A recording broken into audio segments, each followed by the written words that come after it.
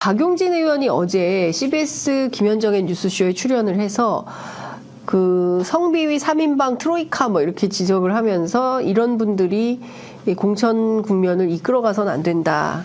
뭐 이런 얘기를 했고요. 한동훈 위원장 또 본인들은 뭐 두 번 생각은 안 한다 이런 거 어제 또 입장을 밝혔거든요. 그 한동훈 위원장은 그렇게 하면 안 되는 거예요. 왜냐하면 두 번, 세 번 숙고하고 네. 결정은 신중하게 해야 그 당대표잖아요. 네. 그래서 지금 한동훈 위원장의 문제는 네. 이런 꼭 짠 것처럼 이런 얘기가 나오면 즉각 메시지가 나온단 말이죠. 네. 이게 너무 이상한 거예요. 아니면 이 한동훈 위원장 그 주변에 누군가가 민주당에 탈당한 세 분 혹은 네. 맨날 당을 흔드는 혹은 당에 쓴소리하는 사람들 말을 모니터해서 전해주면 그거에 반응하는 건지 모르겠지만 네. 이걸 개별적으로 반응하는 게 당대표가 아니에요. 지금 한동훈 위원장이 나타난 이후 국민의힘 대변인들이 존재가 사라졌잖아요.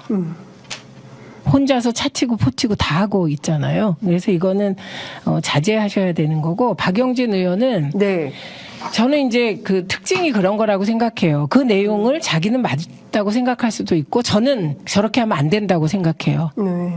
당 지도부가 예를 들면 그 문제를 해결하기 위해서 노력하고 있겠죠? 네. 거기에 찬물 끼치면 안 된다고 생각해요. 그래서 강 의원님은 이제 불출마 선언을 한 거예요. 그런데 그 사안은 과거에 뭐 그런 관련 사안이 있었다. 네.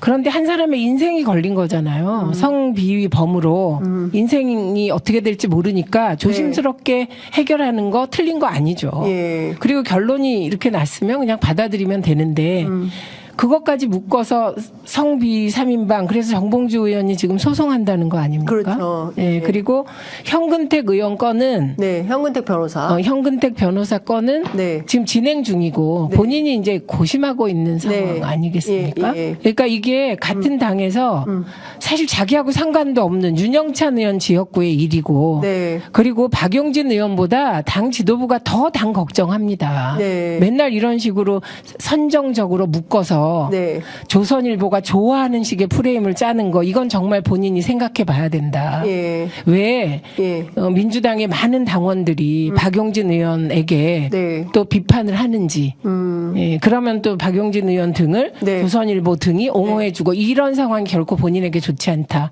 저는 박용진 의원이 삼성과의 싸움이라든지 네.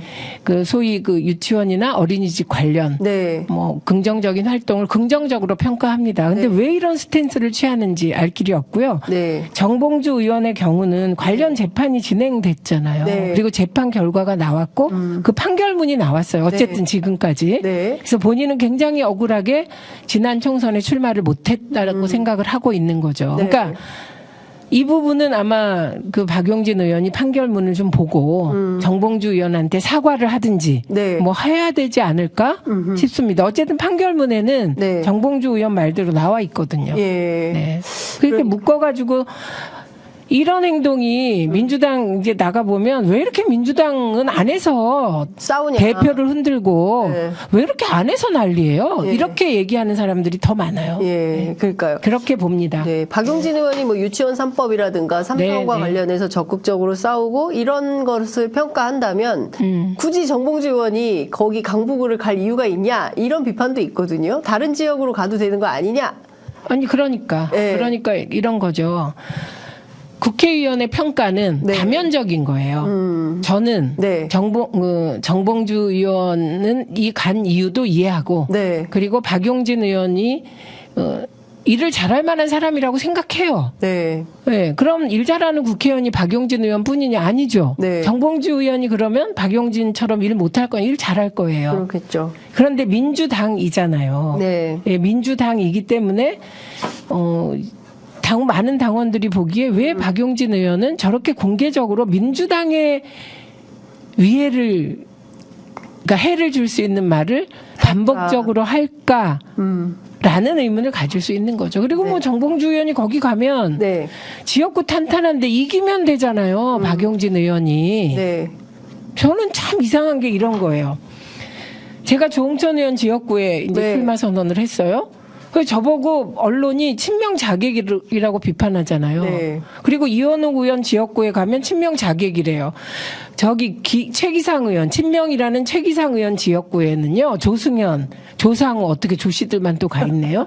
다 가 있어요. 그럼 그 사람은 뭡니까? 친명 자객입니까? 그 사람들도? 다 같이 친명 아니에요, 셋 다? 셋 다 친명이에요. 네. 그러니까 이런 거예요, 정치는. 네. 그런데 그러면 당에 쓴소리하는 조홍천, 이원욱, 윤영찬, 네. 김종민, 박용진 의원 지역구엔 아무도 안 가고 네. 단수공천 하라는 겁니까? 뭡니까? 저는 그 태도가 이상하다고 생각해요. 네. 민주당은 경선 원칙입니다. 네. 경선에서 이기면 돼요, 박용진 의원이. 네. 당원과 국민의 판단을 받으시면 됩니다. 네. 그래서 우호적인 언론 환경을 활용해서 이러시는 건 약간 저는 좀 마음에 안 듭니다. 이게. 많이 마음에 안 듭니다. 민주당스럽진 않다. 예, 그렇죠. 약간 네. 국힘스럽습니다.